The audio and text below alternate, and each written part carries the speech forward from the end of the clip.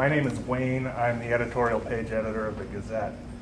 I have two quick questions. One is for you, Dee. I was curious what happened to the KCSB website. Seems not to be functional. That website was developed about 5 years ago and had inaccurate information as far as board members go, and we were asked by former board members whose names still appeared on it, who were getting phone calls about all of this, that they didn't have any knowledge as to the current information. So we asked it to be brought down. Our budget is extremely small, and we don't have anyone that has volunteered as a website developer to put out accurate information. Okay. That's why it's inaccurate information. Thank you. The reason I asked was because we've heard from a number of board members and past board members who say that the transition sweeps are a very small part of what KCSB does, that it's an almost infinitesimal part of what they do. And right after Barry reported what he reported, I went to the website and it listed two things that the organization does. And they were very clearly on the front page of the website. And the first one was the transition sweeps. And so it did not appear to me, based on that, that it's a small part of what the organization does. I went back to look for that, and it was gone. So that's why I was curious Well, as to whether. I can tell you that that website was done probably about 6 years ago.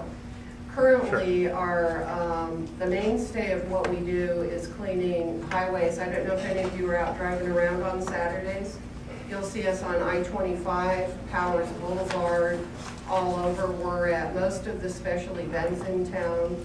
We were at the Firefighters Memorial. We do 2 pro bono events to give back to the community that we work with so proudly. One is the Firefighters Memorial and one is the Susan B. Komen Race for the Cure. Great. We do a tremendous amount of work. Thank you. The other question I have is for Councilman Heimlicher. Again, I would like you, the other day on Tuesday, you accused Barry of lying, and now you've said that the editorial that appeared yesterday was full of inaccuracies. So we should deal with those now since it's been brought up in this forum, and I will correct any inaccuracies that were. Well, first of all, I didn't call Barry a liar. He and I talked. I don't think I called you a liar, did I? I don't want to go there again. You accused him of lying. He and I talked yesterday. You weren't available when I came over to the paper. I invited you to be at the meeting. I wanted to be, had an appointment, but I was briefed on it. I think a better afterwards. use of this is going to be, you have the advantage of writing an editorial opinion on your paper. I'm now going to have the advantage of responding to that editorial, thanks to your editor, unedited. Well, not thanks to the editor, thanks will, to me, because it's I'm the editor of the editorial pages, and I said certainly we would love to carry that article in our editorial section. It's always open to you, and I think you know that. Well, I won't get into that. From the standpoint of inaccuracies, I'll just mention one, and the rest of them will be in my response. One is, you implied that I had come up with a clever way to rob from the poor and build it into the city's coffers to deal with some of these issues on the parking meter program.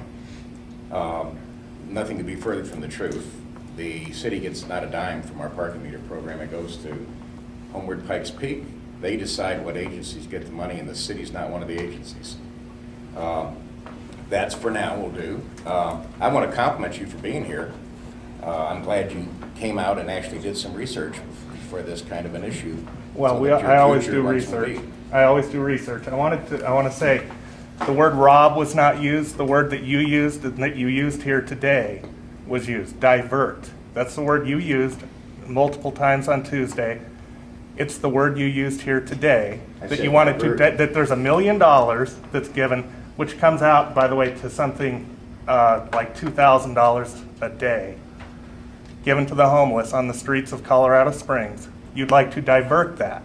And I said you want to divert it to programs that are funded or sponsored by the city. Correct. That's a lie. So it's correct. Totally inaccurate.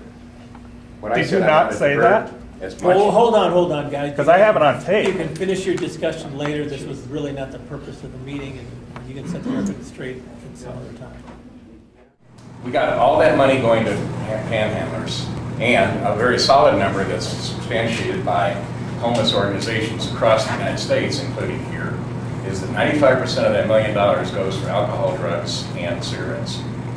Now, we're just getting started on a program where we're trying to divert some of that money from the panhandlers to what we're calling our parking meter program. Yeah, I saw that in the Gazette, yes. And what we're hoping is that we can hit 10, 20, 30, 40% of that. If there's $1 million, and nobody can say that that's a number that can be substantial, but it's a lot of money. Denver is very comfortable talking about $2.5 million for their town. And if we can divert that, we can put some of this money in. Now, this is a little off the point. It's not on the constitutional issue as much as it is we want these people treated. We want the drug problem, the alcohol problem treated, and we want to do the mental health. We're way underfunded in this city, which is a sidebar to your issue. Yeah.